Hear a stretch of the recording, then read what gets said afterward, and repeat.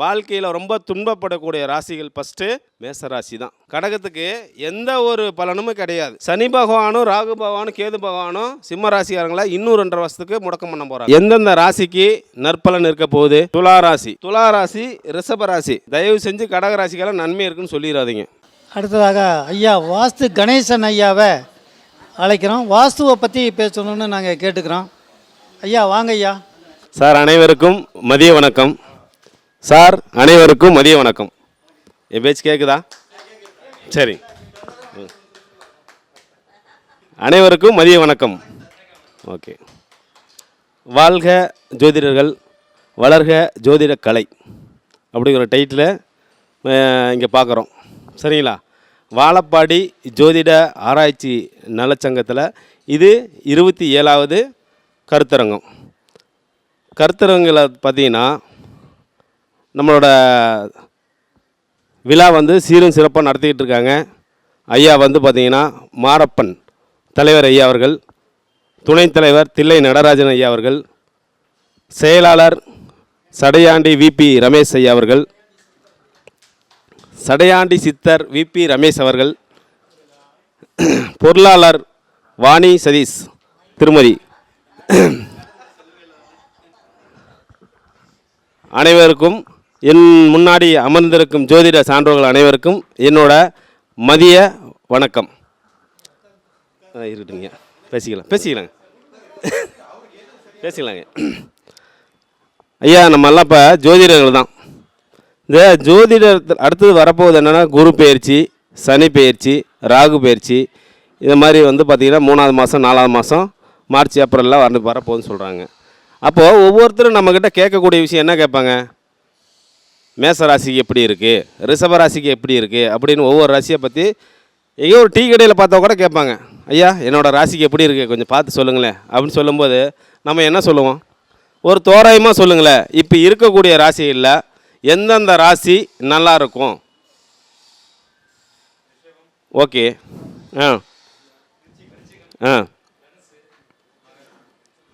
சரிங்க. அந்த அதாவது ஒரு விஷயத்தை எப்படி லைட்டாக பலன் சொல்கிறது எப்படிங்கிற ஒரு விஷயத்தை நாம் அதில் பார்த்துக்கலாம். அதாவது எப்படி எந்தெந்த கிரகமும் எங்கே எப்படி பயிற்சி ஆகுது, எந்த வீட்டை பார்க்குது. சாதாரணமாக நம்ம கோல்சாரத்தை வச்சு தான் நம்ம பலனே சொல்லிக்கிட்டு இருக்கிறோம். சரிங்களா? திசை, புத்தி, அந்தரம், சூட்சமம் எல்லாமே கோச்சாரம்லாம் சொல்ல முடியாது. சரிங்களா? ஊறுகாய் போல் கோச்சாரத்தை எடுத்துட்டாலும் ஆனால் கோச்சாரம் தான் ஹீரோ. இன்றைக்கி என்ன நடக்க போகுது, இன்றைக்கி என்ன செயல்பட போகுது அப்படிங்கிறது கோச்சாரத்தை வச்சு தான் நம்ம சொல்ல முடியும். திசை திசைங்கிறது சுக்கிர திசை 20 வருஷம் இருக்கும். புத்திங்கிறது ஒரு 2.5 வருஷம் இருக்கும். ஆனால் ரெண்டும் பயணம் பண்ணக்கூடிய நாள் எதுன்னு பார்த்தீங்கன்னா கோச்சாரம். சரிங்களா? இப்போது குரு இங்கே இருக்கிறாரு. அடுத்து குரு பயிற்சி ஆனால் இங்கே வருவாருங்களா? அடுத்தது ராகு பயிற்சி இங்கே வர்றாரு. சனி பயிற்சி, கேது பயிற்சி. இதுதானே வருடக்குள் அதிகம். சரிங்களா? இப்போது மேச ராசிக்காரங்களுக்கு எந்த கிரகமெல்லாம் நன்மை செய்ய போகுது? மேச ராசிக்காரங்களுக்கு எந்த கிரகமெல்லாம் நன்மை செய்ய போகுது? குரு பயிற்சி. குரு நல்லது செய்ய போகிறாரா? மேசராசி 3ல் குரு. அப்போ கோச்சாரத்தில் என்ன சொல்கிறாங்க? 3ல் குரு வந்தால் பயங்கர பிரச்சனை சொல்கிறாங்களா? கோச்சாரம் தான் சார், வேறு ஒன்றும் நான் புதுசாக ஒன்றும் கேட்கல. கோச்சாரத்தில் 3ல் குரு இருந்தால் இல்லை, வாழ்க்கையில் ரொம்ப துன்பப்படக்கூடிய ராசிகள் ஃபஸ்ட்டு மேசராசி தான் இந்த குரு பயிற்சிக்கு. ஓகேங்களா? அப்போது குரு மேசத்துக்கு பார்த்தீங்கன்னா 1 மார்க்கும் இல்லை. அடுத்தது கேது பயிற்சினால ஏதாவது இருக்குதா? ஓகே, கேது பயிற்சினாலையும் ஒன்றும் இல்லை. அடுத்து என்ன பார்த்தீங்கன்னா சனி பயிற்சினால எதாவது இருக்கா? விரைய சனி, 7.5 சனி பிடிக்குது. ராகு பயிற்சினால எதாவது இருக்குதா? 11. ஆனால் இந்த ராசிக்கு 11 இருக்கலாமா? சரிங்களா? பாதத்தை தான் செய்ய போகிறார். அப்போது இவருக்கு மார்க்கே இல்லை. மேச ராசிக்காரங்களுக்கு குரு பயிற்சி சொல்லிக்கிற அளவுக்கு இல்லை. அடுத்தது ரிஷபம். ரிஷபராசிக்கு 2ல் குரு. சரிங்களா? 2ல் குரு இருக்கலாமா? இருக்கலாம்.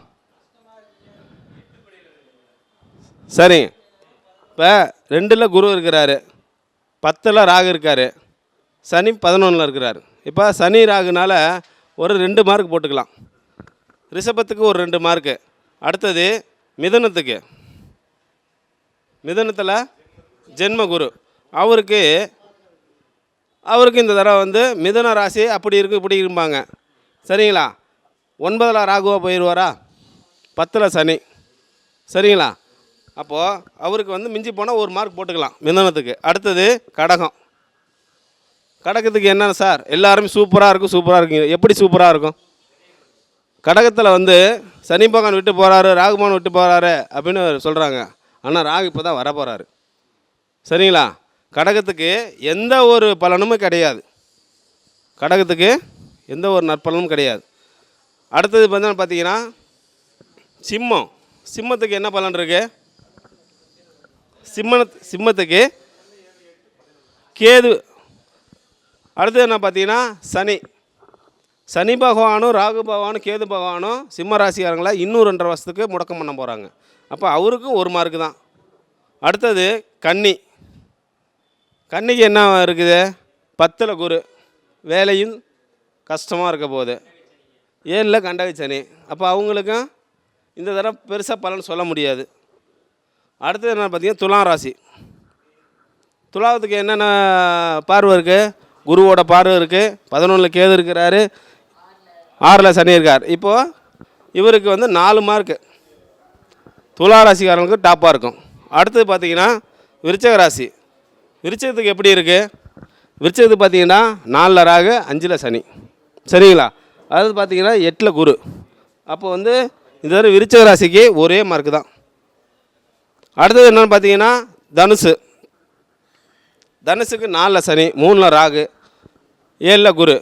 இதில் வந்து பார்த்தீங்கன்னா அவருக்கு 2 மார்க்கு. ஏன்னா 3ஆம் இடத்துல ராகு இருக்கார்ல, அதனால் வந்து முயற்சி ஸ்தானம் எல்லாமே கொஞ்சம் வெற்றியாகும். அடுத்தது என்னென்னு பார்த்தீங்கன்னா மகரத்துக்கு 3ல் சனி, 2ல் ராகு, குரு மறைஞ்சிட்டார். அப்போ இப்போ வந்து பார்த்தீங்கன்னா அவருக்கு ஒரு 2 மார்க்கு. அடுத்தது கும்பத்துக்கு பார்த்தீங்கன்னா ஜென்மத்திலே ராகு, 2ல் சனி, 5ல் குரு, 7ல் கேது. அவருக்கு என்ன பார்த்தீங்கன்னா 1 மார்க் போடலாம். அடுத்தது மீனத்துக்கு இப்போது எந்தெந்த ராசிக்கு நற்பலன் இருக்க போகுது? துலா ராசி, ரிஷப ராசி. தயவு செஞ்சு கடக ராசிக்கெல்லாம் நன்மை இருக்குன்னு சொல்லிடாதீங்க. சனி பயிற்சி ஆகிறாரு, இல்லைன்னு சொல்ல.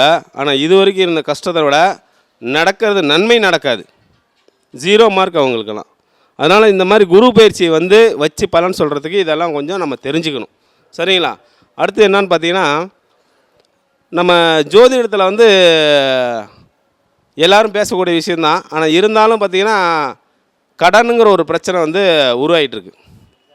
கடன் 6ஆம் பாவம், கடன், நோய், எதிரி அப்படிலாம் பார்க்கும்போது இந்த கடன் பிரச்சனை வந்து நம்மளை வந்து ரொம்ப வாட்டி வதைக்குது. இப்போ இதுக்கு எதாவது தீர்வு கொடுக்க முடியுமா? 12 பாவத்தில் கடன் இல்லாதவங்க யாருன்னு சொல்ல முடியும்? 12 ராசிக்காரங்களுக்கு எல்லாருமே கடன்காரன். எந்த கடன்காரன் கட்டக்கூடாது? யார் கடன் வாங்கினா கட்ட முடியாது?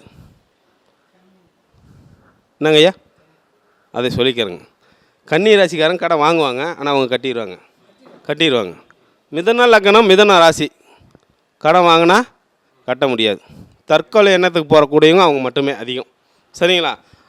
அது ஒரு விளக்கமும் கொடுத்துறேன். மிதுன லக்னம், மிதுன ராசி. மிதுன லக்னத்துக்கு 6 கூடியவன் யார்? செவ்வாய். மிதுன ராசிக்கு 6 கூடியவன். காலபுருஷனுக்கு 8 கூடியவன் யார்? 6, 8 வந்து மிதுன லக்னத்துக்கு மட்டும்தான் வரும். அப்போ மிதுன லக்னக்காரங்க கடன் வாங்கிறதுக்கு யோசனை பண்ணி கடன் வாங்கணும். மிதுன லக்னம், மிதுன ராசி இவங்க தான் கடன் வந்து பெருகிட்டே போகும். கடன் வாங்கினா இவங்க கட்ட முடியாது. சரிங்களா? இப்போது கடனுங்கிறது காலபுருஷ தத்துவத்தில் எந்த பாவகம்? 6ஆம் பாவகம். 6ஆம் பாவங்கிறது கன்னி வீடுங்களா? கன்னி வீடு அப்படின்னா அதுக்கு அதிபதி யார்? புதன். அப்போது கடன் வாங்கிறதுக்கு எந்த திசை தேவைப்படுது? புதன் திசை, புதன் புத்தி, புதன் அந்தரம். புதன் இல்லாமல் கடன் வாங்க முடியாது. சரிங்களா? பேங்க்குனா யார்? புதன் தான். இப்போ பேங்க் நீங்கள் போய் கடன் வாங்கணும் அப்படின்னா புதனோட ஆதரவு உங்களுக்கு இருக்கணும், உங்கள் ஜாதகத்தில் இருக்கணும். ஒருத்தர் கடங்காரம் ஆகிட்டே இருக்காருன்னா புதன் திசை வரணும். சரிங்களா? என்னங்க ஐயா? ஆமாம், புதன் வந்துட்டாலே இப்போ கிட்டத்தட்ட ஒரு உதாரணத்துக்கு பார்த்தீங்கன்னா ஒரு 50 லட்ச ரூபா வேலை இருந்தும் உங்கள் கையில் 50 லட்ச ரூபா பணம் இருந்தாலும் புதன் திசை புதன் புத்தி வந்துருச்சு, புதன் அந்தரம் உங்களுக்கு வேலை செய்யுதுன்னா நீங்கள் கடன் வாங்குவீங்க. தானாக தேடி வரும். சரிங்களா? அந்த மாதிரி இப்போ யார் கடன் வாங்கலாம், யார் கடன் வாங்கக்கூடாது, யார் கடன் வாங்கினா கட்டிடுவாங்க, யார் கடன் வாங்கினா கட்ட முடியாது அப்படிங்கிற ஒரு விஷயத்தை தான் இன்றைக்கி பேச போகிறோம். சரிங்களா? இன்ன வரைக்கும் பேசுனதில் கொஞ்சம் சும்மா டைட்டில் ஏதாவது தெரிஞ்சுக்கலான்னு. சரிங்களா? இதில் ஒன்றா என்ன பார்த்தீங்கன்னா, நீர் ராசி, நெருப்பு ராசி, நில ராசி, காற்று ராசி, இந்த 4 ராசிக்காரங்க 6ஆம் அதிபதி எங்கே இருந்தால் எதனால் கடன் வாங்குவாங்க, சரராசியா, ஸ்திரராசியா, உபராசியா, இதெல்லாம் உங்களுக்கு ஒரு பேசிக் ரூல் தான். இதை தெரிஞ்சுனீங்கனால ஒருத்தருக்கு ஏன் கடன் வாங்குறாங்க, ஏன் கடன் வாங்கினா கட்டிடுவாங்களா கட்ட மாட்டாங்களா, இல்லை கட்டவே முடியாதா, அப்படி ஒரு விஷயத்தை நான் சொல்கிறேன், அப்படியே நோட் பண்ணிக்கோங்க. சார் உட்காந்துக்கலாங்களா?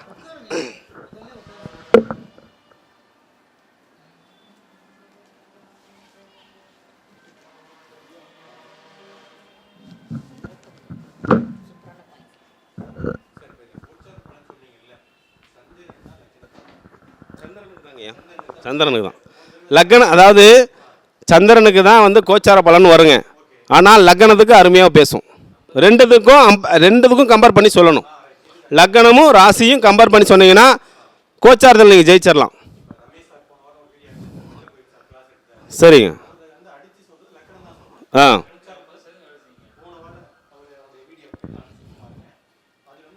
லக்னம் தான் சார்.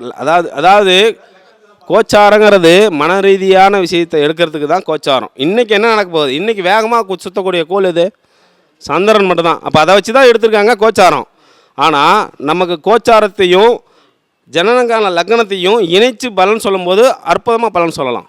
பலன் சொல்கிறதுக்கு லக்னம் வேணும். இன்றைக்கி என்ன நடக்க போகுதுன்னு தெரிஞ்சுக்கிறதுக்கு சந்திரன் வேணும். சந்திரன் இல்லாமல் சொல்ல முடியாது. நீங்கள் கன்னி, அதாவது காலபுருஷனுக்கு 6ஆம் வீடு எதுங்க? கன்னி.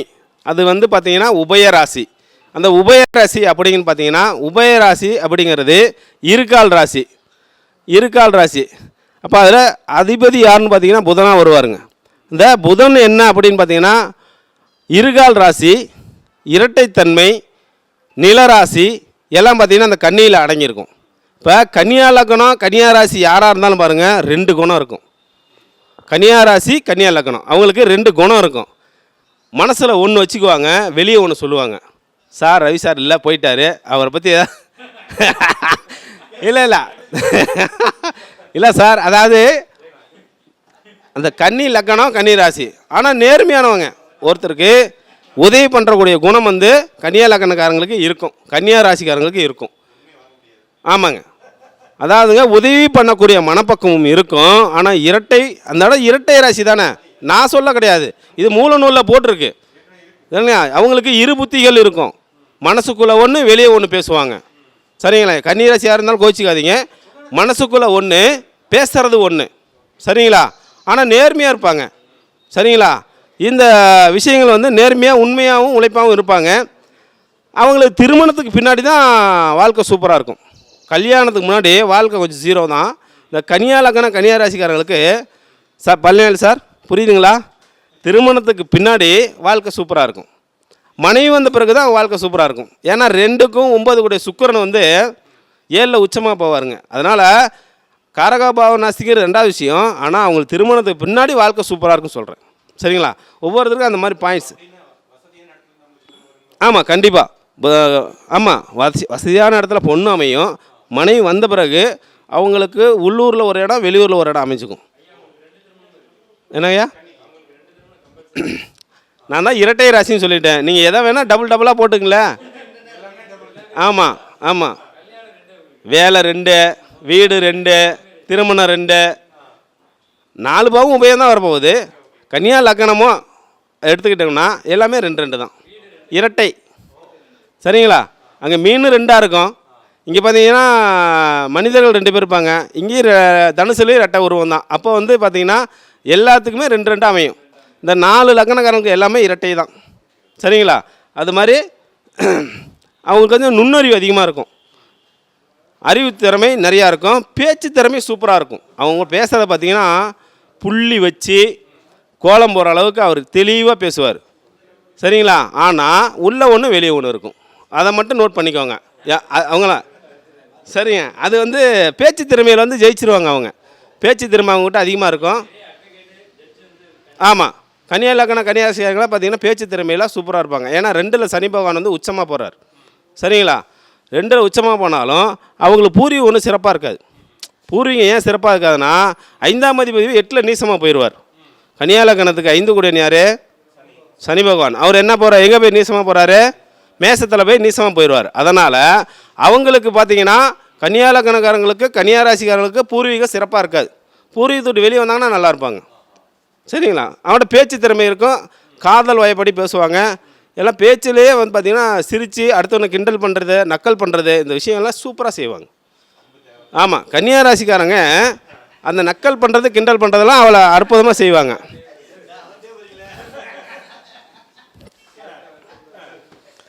சரி, அதை பற்றி பேசிகிட்டே இருந்தோம்னா கன்னியாராசிக்காரங்க கோவப்பட்டுற போகிறாங்க. ஏன் விஷயத்துக்கு வந்துடலாம். கடன் ஏன் வாங்கணும்?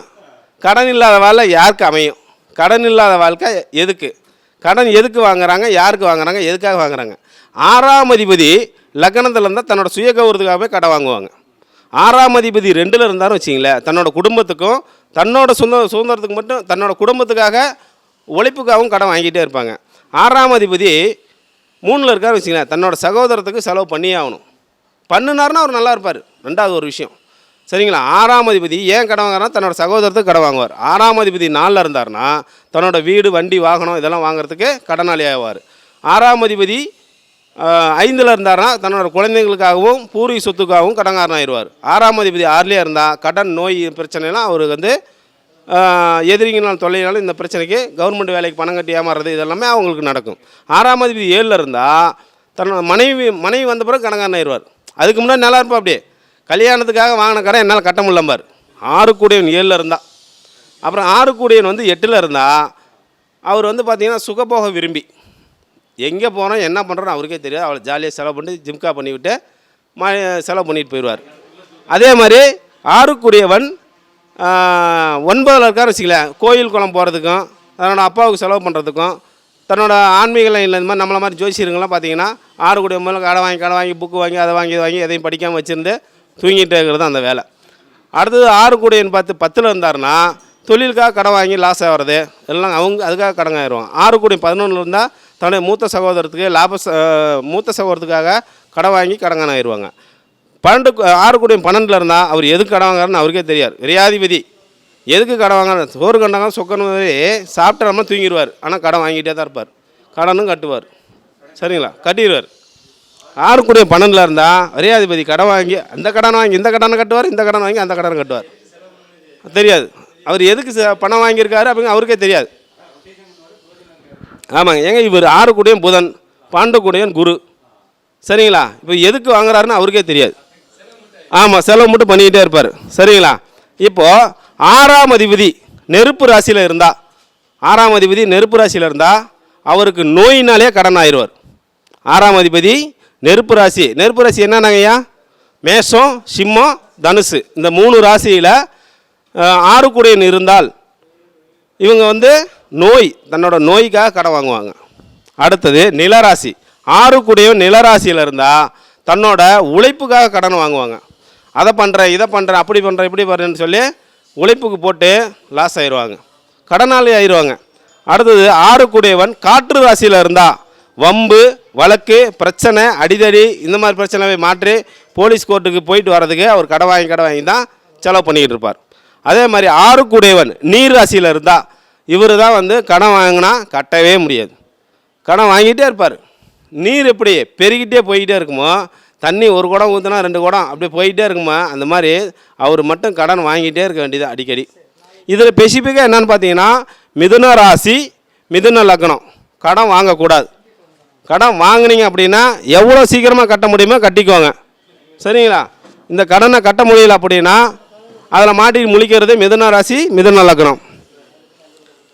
சார் ஒருத்தருக்கு வந்து ஏன் கடன்காரனாக வராங்க, ஏன் வந்து அவங்க போய் தேவையில்லாமல் பிரச்சனை மாட்டிக்கிறாங்க அப்படி பார்த்தீங்கன்னா, ஸ்திர ராசி, அதாவது 2 கூடியவன் யாருன்னு பார்த்தீங்கன்னா, காலபுருஷனுக்கு 2 கூடியவன் யாருங்க?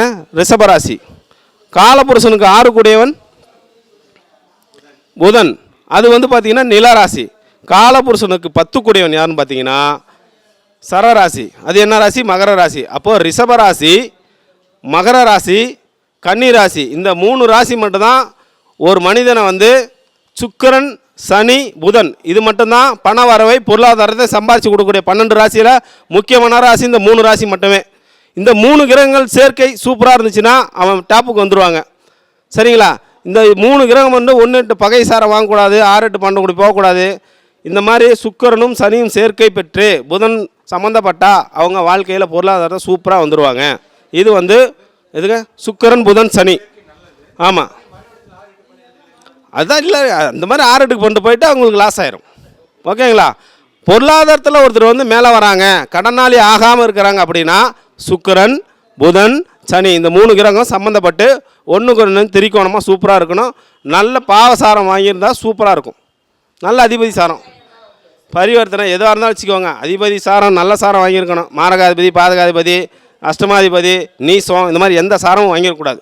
அப்படி பார்க்கும்போது சுக்கிரனும் புதனும் சனி சம்மந்தப்பட்டு இருந்தால் சூப்பராக இருப்பாங்க. இவங்க கடன்காரன் ஆகிறதுக்கு வாய்ப்பே கிடையாது. வாங்கினாலும் ஜெயிச்சு கட்டிடுவாங்க. ஓகேங்களா? அடுத்து என்ன பார்த்தீங்கன்னா 2ஆம் இடம் வாய், 6ஆம் இடம் நோய், 10ஆம் இடம் தூய்மை. தூய் அப்படின்னா வாய், நோய், தூய் அப்படின்னு என்ன சொல்கிறாங்க? 2ஆம் இடம் நேர்மையாக பேசணும், 6ஆம் இடம் வேலை கரெக்டாக செய்யணும், 10ஆம் இடத்துல தூய்மையாக இருக்கணும். கர்மாவை இந்த 3 ராசியில் கர்மாவை சந்திச்சிட்டானா அவன் கடங்கான ஆயிடுவான். எப்படிங்க? எப்படி எழுதியிருக்காங்க பாருங்கள். வாயா, நோயா, தூயா. வாயினா பேசுகிறத தெளிவாக பேசிக்கணும். 6ஆம் இடம் அப்படிங்கிறது நோய், நீ பேசுகிறத வச்சு தான் உனக்கு நோய் வரப்போகுது. 10ஆம் இடம், இப்போ ஒருத்தர் நான் திட்டுறதே உங்களுக்கு நோய் வந்துடும். இப்போ நான் 4 பேர் சேர்ந்து என்னை திட்டினீங்கன்னா எனக்கு நோய் வந்துடும். சரிங்களா? இதுதான் விஷயம். வாய், நோய், தூய். 10ஆம் இடம் சனி பகவான், தூய்மையாக இருக்கணுங்க. புதன் வந்து நோய்காரங்க, அந்த இடத்துல நோய் வராமல் நீங்கள் இருந்துக்கணும். இது ஒன்றுக்கு ஒன்று திரிகோண ராசியாக போச்சு. இது நில ராசியாக போயிடுச்சு. இதில் என்ன சரம், சிரம், உபயம் இதை மட்டும் மாறும். சரிங்களா?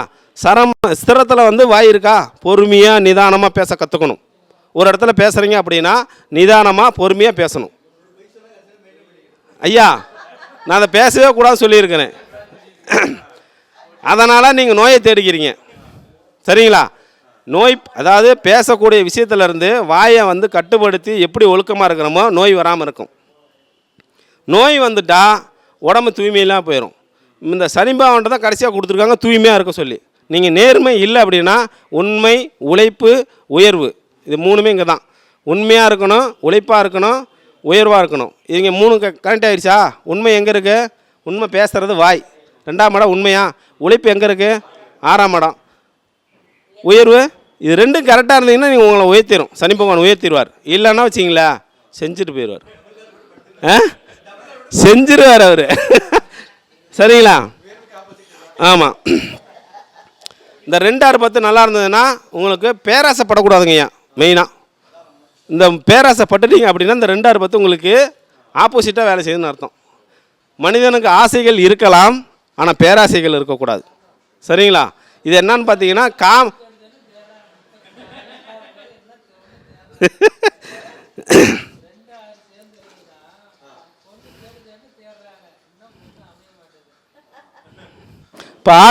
6ஆம் இடத்துல பார்த்தீங்கன்னா கன்னி ராசியில் சூரியன் இருக்காருன்னு வச்சிங்களேன், அவர் பொருள் விரும்பியாக இருப்பார். 6ல் சூரியன் இருந்தால் பொருள் வந்து அவர் அதிகமாக சம்பாதிக்கணும்னு பேராசைப்படுவார். பாருங்கள், 6லே வந்து பார்த்திங்கன்னா பேராசைப்படக்கூடாதுன்னு சொல்கிறாங்க. ஆனால் 6ல் ஒரு சூரியன் இருக்குது, அவர் என்ன பண்ணுவார்? பொருள் ரொம்ப விரும்புவார். அடுத்தது சந்திரனுக்காக பேசுறது நயமாக பேசுவார். கன்னி ராசிக்காரங்க பேசுறது நயமாக பேசுவாங்க. யாருக்கிட்ட எப்படி பேசணும் அப்படிங்கிறது வேதம் படிச்சிருப்பாங்க, சாஸ்திர கலை தெரியும், டான்ஸ் ஆடுவாங்க, பாட்டு பாடுவாங்க. இந்த ஒரு விஷயத்தில் அவங்களுக்கு சூப்பராக இருக்கும். ஏன்னா கன்னி ராசியில் இந்த 3 நட்சத்திரம் அங்கே இருக்குது. அடுத்தது ஐயா 6ஆம் பாவத்தை வந்து கன்னியாக தான் கொடுத்துருக்காங்க, வேறு எதுவும் கொடுக்கல. சரிங்களா? அவர் ரவி சார் என்னை கூப்பிட்டு ஃபோன் பண்ணி திட்டினாலும் தப்பு இல்லை, இருக்கிற விஷயத்தை நம்ம சொல்லிக்கிட்டு இருக்கோம். அடுத்தது என்ன பார்த்தீங்கன்னா, செவ்வாய் 6ல் செவ்வாய் இருந்தான்னா அழகாக அவங்களோட குரல் வளம் வந்து பாட்டு பாடுறவங்களுக்கு பார்த்தீங்கன்னா 6ல் வந்து, அதாவது கண்ணியில் செவ்வாய் இருந்தால் பாட்டு பாடுறத சூப்பராக பாட்டு போடுவாங்க. அதில் புதன் இருந்தாலும் வச்சிங்களேன், 6ல் புதன் இருந்தால் உதவி செய்யக்கூடிய மனப்பக்குவம் அவங்ககிட்ட நிறையா இருக்கும். 6லே புதன் ஆட்சி உச்சம் பெற்றிருந்தா உதவி செய்யக்கூடிய மனப்பக்குவம் அவங்களுக்கு இருக்கும். அதே பார்த்தீங்கன்னா 6ல் குரு இருக்கும் வச்சிங்களேன், அதிகமாக நண்பர்கள் வச்சுருப்பாங்க. 6ல் குரு இருந்துட்டால் அதிகமாக நண்பர்கள் வச்சுருப்பாங்க. 6ல் வந்து சுக்கிரன் இருந்தாலும் வச்சிங்களேன், கொஞ்சம் கீழ்த்தனமான புத்தியெல்லாம் அவங்ககிட்ட இருக்கும். ஏன்னா சுக்கிரன் அங்கே நேசமாக போகிறார். அதனால் அந்த ஒரு டபுள் மீனிங்கில் பேசுகிறது இந்த மாதிரி விஷயங்கள்லாம் அவங்ககிட்ட அதிகமாக இருக்கும். அடுத்தது சனி இருந்தால் வச்சிங்களேன், கொஞ்சம் வந்து பார்த்திங்கன்னா ஆற்றல் தனம் அவங்ககிட்ட அதிகமாக இருக்கும். ஆற்றல் தனம் அவங்ககிட்ட கொஞ்சம் அதிகமாகவே இருக்கும். இந்த மாதிரி இருக்கும். ரெண்டாவது என்னென்னு பார்த்தீங்கன்னா, நம்ம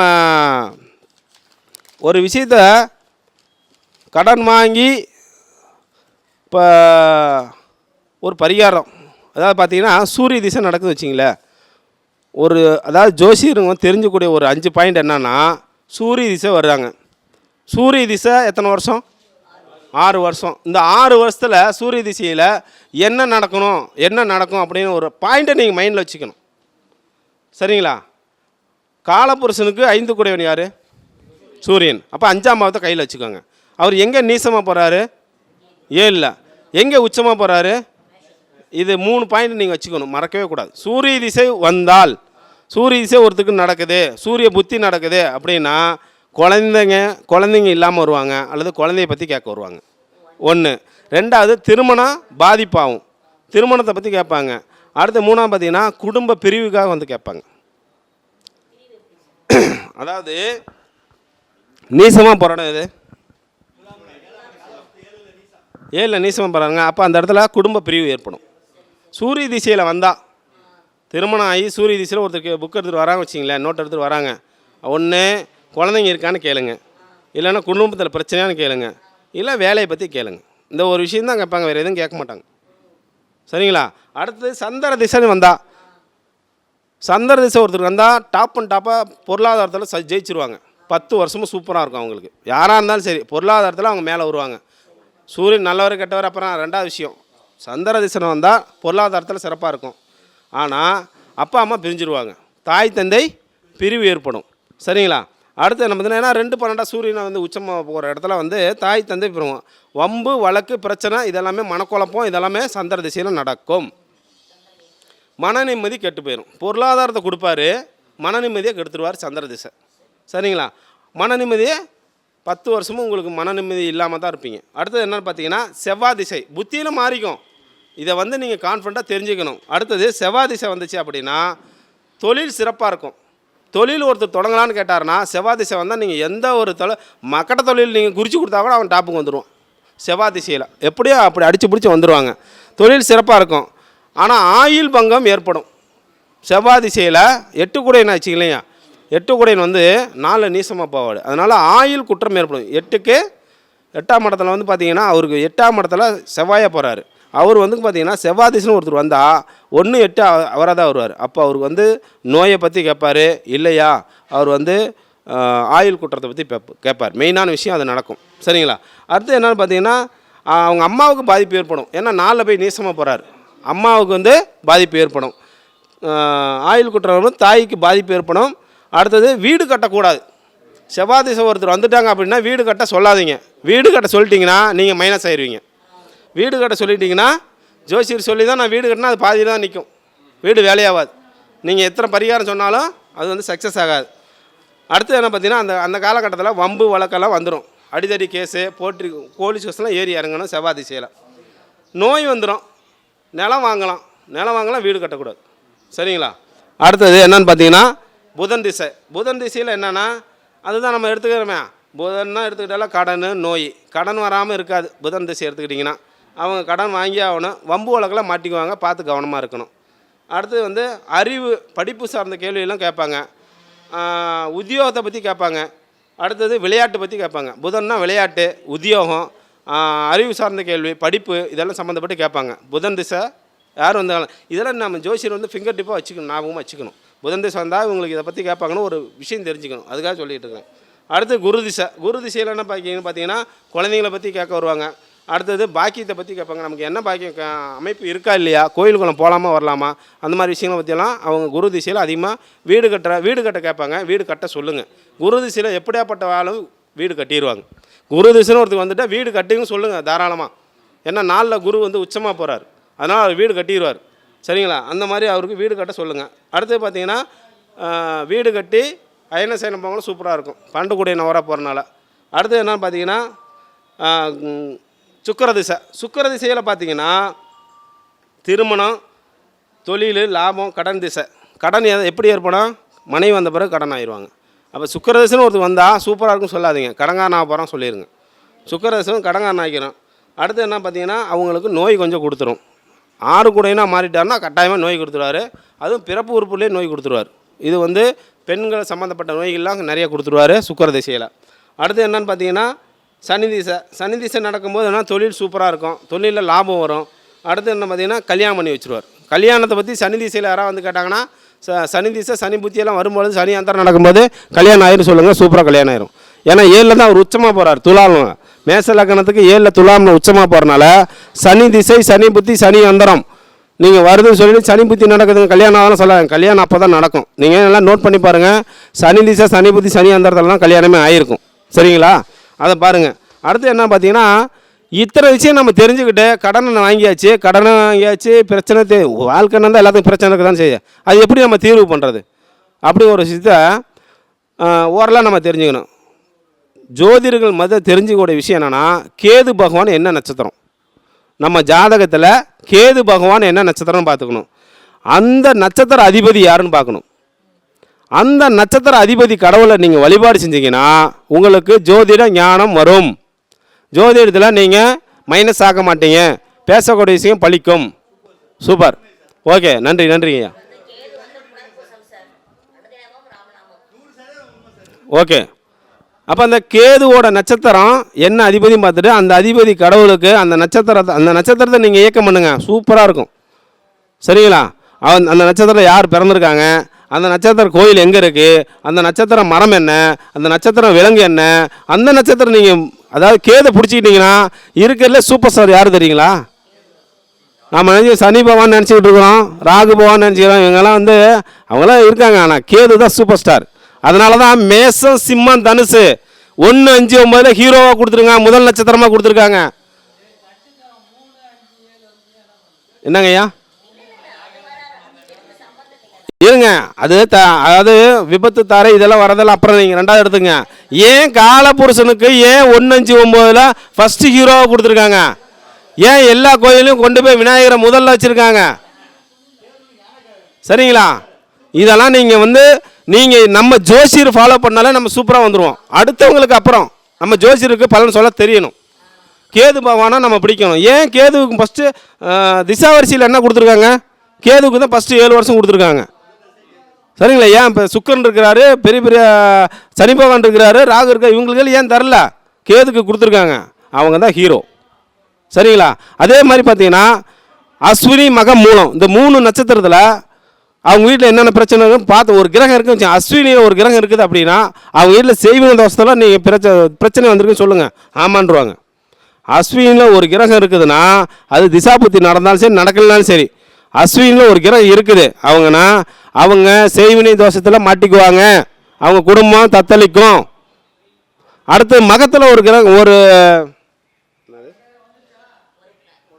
மகத்தில் ஒரு கிரகம் இருக்குதுன்னு வச்சுருங்க. மகத்தில் ஒரு கிரகம் இருந்தால் அவங்களுக்கும் அதே மாதிரி பார்த்தீங்கன்னா துர்மரணத்தில் ஒருத்தர் இறந்துருப்பாங்கன்னு சொல்லணும். அவங்க வீட்டில் துர்மரணத்தில் ஒருத்தர் இறந்துருப்பாங்க, அடித்து சொல்லுங்கள், ஆமான்னு தான் சொல்லுவாங்க. இதெல்லாம் முன்னோர்கள் எழுதி வச்சுருக்காங்க. காலபுருஷ தத்துவத்தை நீங்கள் படித்து பார்த்தீங்கன்னா தெரியும். அஸ்வினி மக மூலத்தில் என்னென்ன கிரகம் இருக்குது அப்படின்னு. இப்போ மகத்தில் ஒரு கிரகம் இருக்குது. இப்போ சிம்ம ராசி மக நட்சத்திரம் கேளுங்க, துர்மரணத்தில் யாராவது இறந்தாங்கன்னா ஆமான்றுவாங்க. அதில் 3 நட்சத்திரம் இருக்கா? மகத்தில் எந்த கிரகம் போய் உட்காந்தாலும் சரி, சிம்மத்தில் ஒரு கிரகம் உட்காருது, மக நட்சத்திரத்தில் உட்காருது அப்படின்னா அவங்க வீட்டில் துர்மரணம் ஏற்படும் அல்லது ஏற்பட்டிருக்கும் அப்படின்னு சொல்லுங்கள், ஆமான்னு சொல்லுவாங்க. அதுக்கும் பரிகாரம் இருக்குது.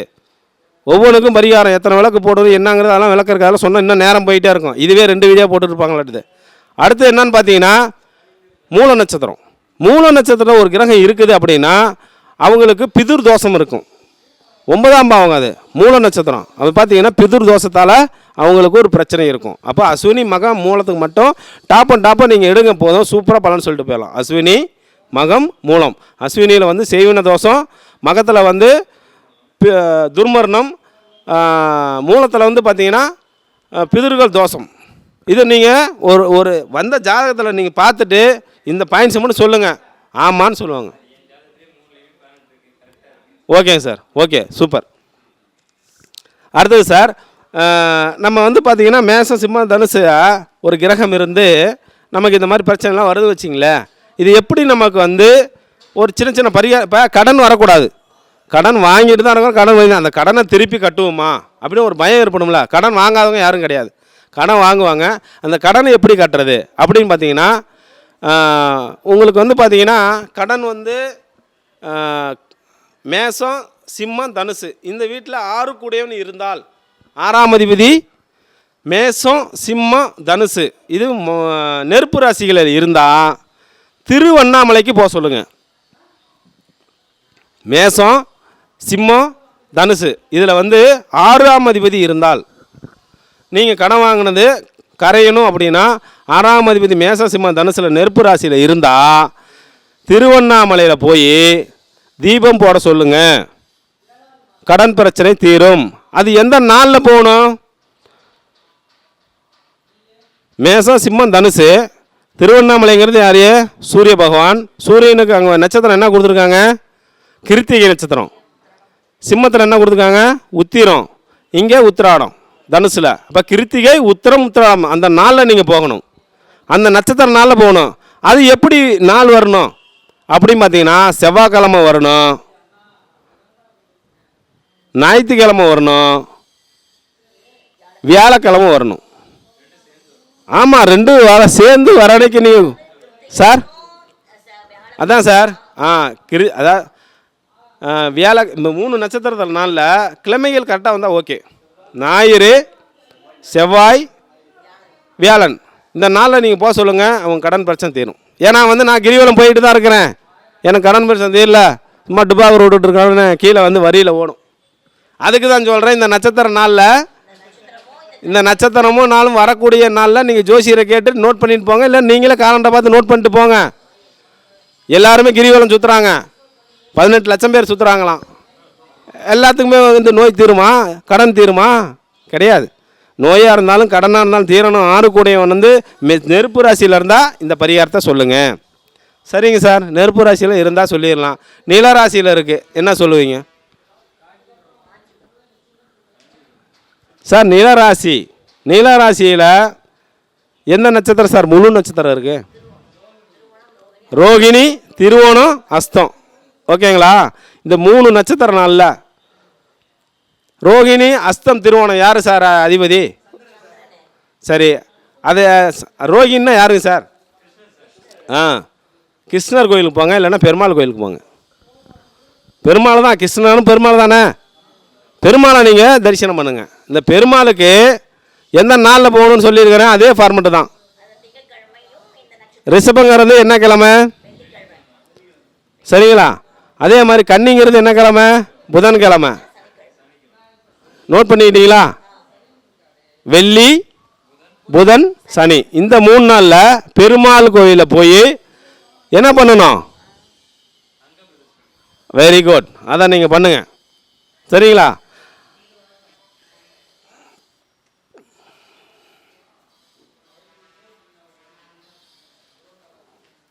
பெருமாள் கோயிலில் போய் நீங்கள் அந்த மண்ணில் உருண்டு பிறண்டணும்.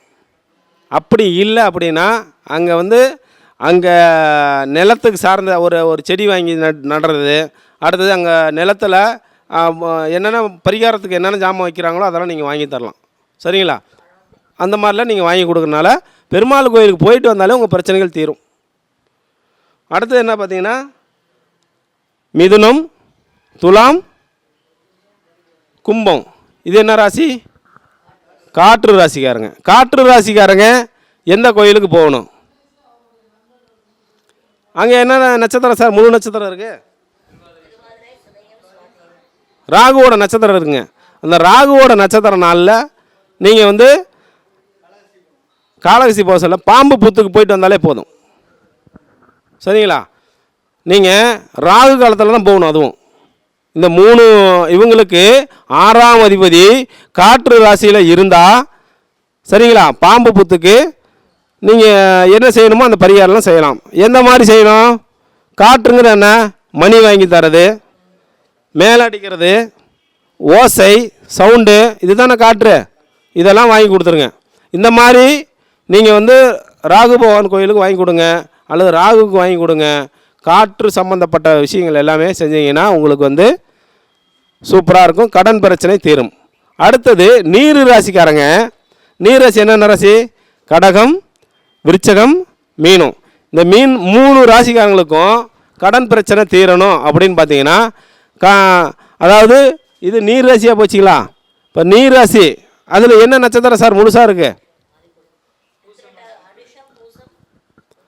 பூசம், அனுசம், அதில் 2 நட்சத்திரமும் முழுமையாக இருக்கும்.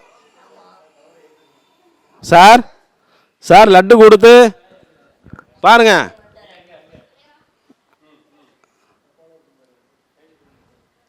சார் லட்டு கொடுத்து எல்லாத்துக்கும் கவனத்தையும் திருப்பிட்டீங்க பார்த்தீங்களா? இந்த லட்டு கொடுத்துட்டு அதாவது நல்லா தெரிஞ்சுக்கோங்க, திருப்பதியில் ஏன் லட்டு தராங்க? திருப்பதியில் லட்டு தராங்க அப்படின்னா ஏன் வேறெல்லாம் ஜிலேபி தரலாம், முறுக்கு தரலாம், அதிரசம் தரலாம், மற்ற கோயிலும் தராங்கல்ல, ஏன் லட்டு தராங்க?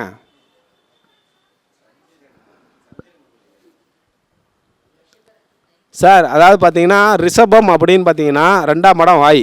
அங்கே தான் சந்திரன் உச்சமாக வராரா? திங்கக்கூடிய பொருள் ஒன்று, அது லட்டாக வச்சுக்கோங்க, எது வேணா வச்சுக்கோங்க. ஆனால் அதில் என்ன? முந்திரி, ஏலக்காய், கல்கண்டு, சரிங்களா, கடலை மாவு, இது எல்லாமே அங்கே மிக்ஸ் பண்ணுற இடம் லட்டு.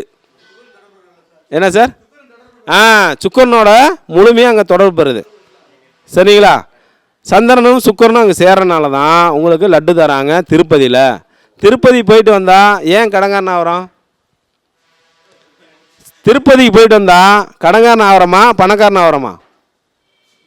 ஏன் சில பேருக்கு திருப்பதிக்கு போக வேணாங்கிறாங்க? சரி, திருப்பதிக்கு போயிட்டு வந்தால் கடங்காரன் ஆகிறோமா? கடன் கட்ட முடியுமா முடியாதா? அப்படி ஒரு லாஜிக் இப்போ சொல்லித்தரேன். இப்போ நம்ம எந்த இதில் நிப்பாட்டணும்? 6ஆம் அதிபதி நீர் ராசியில் இருந்தா சரிங்களா. இப்போ அபிஷேக பொருளெல்லாம் வாங்கி கொடுக்கலாம். என்ன என்ன நாளில் போகணும்? திங்கக்கிழமைங்கிறது சந்திரன், வியாழக்கிழமைங்கிறது சனிக்கிழமை. நீர் ராசி மட்டும் எடுத்துக்கங்க. நீர் ராசி என்னென்ன ராசி? கடகத்துக்கு என்ன நாள்? ரைட்டு. விருச்சிகத்துக்கு செவ்வாய்க்கிழமை, கும்பத்துக்கு மீனத்துக்கு வியாழக்கிழமை. இந்த 3 நாள், அதாவது பார்த்தீங்கன்னா இந்த 3 நாளில் என்ன நட்சத்திரம் வர அன்னைக்கு போகணும்? அதில் 2 நட்சத்திரம் இருக்குது முழுமையும். 2 இருக்குங்களா? ஆயிலத்தை எடுத்துடாதீங்க. ஏன் அப்படின்னா அங்கே நீசமாக போயிடுவார். எங்கே? மீனத்தில் நீசமாக போகிறாரு. அதனால் ஆயிலத்தை தூக்கிடாதீங்க, இன்னும் கடங்காரன் ஆயிடுவீங்க. சரிங்களா? அதனால் வந்து அந்த புதனை வந்து எடுத்துடாதீங்க. புதன் வந்து ஏற்கனவே கடன் வாங்கிட்டு தான் நம்ம அங்கே போயிருக்கிறோம் கடன் பிரச்சனை தீர்றதுக்கு. மறுபடியும் புதனை தொட்டுட்டீங்க, கடங்காரன் அதிகமாகிடுவீங்க. அதனால் சனி பகவான் எடுத்துக்கங்க. சனி பகவான் அப்படின்னா எந்த கோயிலுக்கு? எந்த கோயிலுக்கு அப்படின்னா கருப்புசாமி கோயிலுக்கு, ஐயப்ப சாமி கோயிலுக்கு, முனீஸ்வரர் கோயிலுக்கு, காவல் தெய்வம் எது வேணால் எடுத்துக்கங்க. காவல் தெய்வத்துக்கு வந்து நீங்கள் என்ன பண்ணணும்? அபிஷேக பொருள் வாங்கி தரணும். நீர் ராசி தானே, பன்னீர், இளநீர், மோர், கரும்பு சாறு, அவங்க நட்சத்திரத்துக்கு உண்டானது வாங்கி கொடுங்க. 27 நட்சத்திரத்துக்கு உண்ட சாறு சொல்லியிருக்காங்க, பல வகையில் சொல்லியிருக்காங்க. அதை நீங்கள் வாங்கி கொடுங்க. சரிங்களா? இப்போது 4 இது முடிஞ்சிருச்சா? காற்று, நெருப்பு, நிலம், காற்று, நீர், 4க்கும் சொல்லிட்டேனா? இதில் வந்து உங்களுக்கு சந்தேகம் இல்லையே? 6 கூடியவன் எங்கே இருந்தால் எந்த மாதிரி பரிகாரம் சொல்லணும்னு சொல்லிடுங்க. சரிங்களா? ஆனால் அதே சமயம் திருப்பதி, அதாவது வெங்கடாச்சலபதி கடங்காரனா பணக்காரனா சொல்கிறவங்க சொல்லுங்கள். கடங்காரரா பணக்காரரா? சார் உங்களை தான் கேட்குறேன். கடன்காரரா பணக்காரரா? கடன்காரர். ஓகே. ஆ பெருமாள். சரி, அவரை நம்ம பார்த்துட்டு வந்தால் நாம் கடன்காரனாகுமா பணக்காரனாகுமா? ஆ ஏன் இந்த விஷயத்த சொல்கிறேன்னா, கன்னி ராசியில் புதன் இருக்கு. மேடம் ஒரு விஷயம் நான் தெரியுங்க. கன்னி ராசியில் புதன் இருக்கு. ஏன் இப்போ பெருமாள் இழுக்கிறதுங்க? லட்டு வந்துச்சு, லட்டுலேருந்து லட்டுக்கு போச்சு விஷயம். அங்கேருந்து புதன் வந்துட்டார். இப்போ புதன் வந்து பார்த்தீங்கன்னா, புதன்னா பெருமாள், பெருமாள்னா வெங்கடாச்சலபதியா? அவரை நம்ம என்ன சொல்கிறோம்? அப்போ புதன்னா கடங்காரன்னு சொல்கிறோம். புதன் தேசம் வந்தால் கடை வாங்கணுமா? 6 கூடையவன் கடங்காரன். பாருங்க, அந்த இடத்துல பாருங்க, அஸ்த நட்சத்திரம் இருக்கும். சரிங்களா? அஸ்த நட்சத்திரத்துக்கு, அஸ்த நட்சத்திரம் நீங்கள் எங்கேயோ ஒரு இடத்துக்கு போகிறாங்க வராங்க எல்லோரும் பார்த்தீங்கன்னா, ஃபஸ்ட்டு போனோன்னா கை கொடுத்து தான் குளிக்கு உள்ளே போவாங்க, வருவானுங்க, இழுப்பாங்க, கை தட்டுவாங்க. இந்த இடம் போனால் அஸ்த நட்சத்திரம் இயங்கும். சரிங்களா? அதே சமயம் கன்னிராசியில் இருக்க புதனை பார்த்தீங்கன்னா, நீங்கள் திருப்பதி மலையில் போய் வெங்கடாச்சலபதியை கும்பிட்டுட்டு அப்புறம் யாரை கும்பிட்டுட்டு வரணும்? அலமேலு மங்கையை கும்பிட்டுட்டு வந்தீங்கன்னா கடன்காரன் ஆக மாட்டீங்க. கடன் வாங்குவீங்க, கடன் கட்டிடுவீங்க. அலமேலு மங்கையை நீங்கள் வழிபாடு செஞ்சுட்டு வரல அப்படின்னா போயிட்டு வந்தால் கடன்காரன் ஆயிடுவீங்க. விஷயம் புரியுங்களா? பணம்னா யார்? சரஸ்வதி மகாலட்சுமி. மகாலட்சுமினா யார்? சந்திரனும் சுக்கிரனும் எங்கே உச்சம் பெறாங்க? சரிங்களா? புதன் நீசமாக போகிற இடத்துல சுக்கிரன் என்ன ஆகுறாரு? புதன் உச்சமாக இடத்துல சுக்கிரன் என்ன ஆகுறாரு?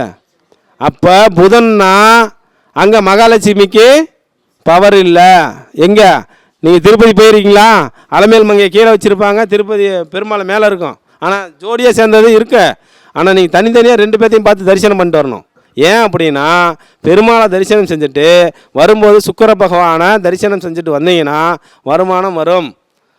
கடன் வாங்குவீங்க, கடனை கட்டிடுவீங்க. இல்லை நீங்கள் அலமேலு மங்கையை பார்த்துட்டு பெருமாளை பார்க்க போனீங்கன்னா, சில பேர் அப்படி தான் பண்ணுறாங்க. அலமேலு மங்கையை ஃபஸ்ட்டு பார்த்துட்டு அங்கே போனீங்க அப்படின்னா லாஸ் ஆயிரும். சரிங்களா? வரும்போது மகாலட்சுமி பார்த்துட்டு வரணும். அதுதான் சுக்கிரன். சரிங்களா? இப்போ 6ஆம் அதிபதியை பற்றி எனக்கு தெரிஞ்ச வரைக்கும் ஓரளவுக்கு விஷயத்த நான் சொல்லியிருக்கிறேன். இந்த 6ஆம் அதிபதியை நீங்கள் பிடிச்சி கடன் ஏன் வருது, எதுக்கு வருது அப்படின்னு பார்த்து வரக்கூடிய கிளைண்ட்டுக்கு நல்ல விஷயத்த சொல்லி பரிகாரத்தை சொல்லிக் கொடுங்க அப்படிங்கிற ஒரு விஷயத்தை நான் சொல்லி என்னுடைய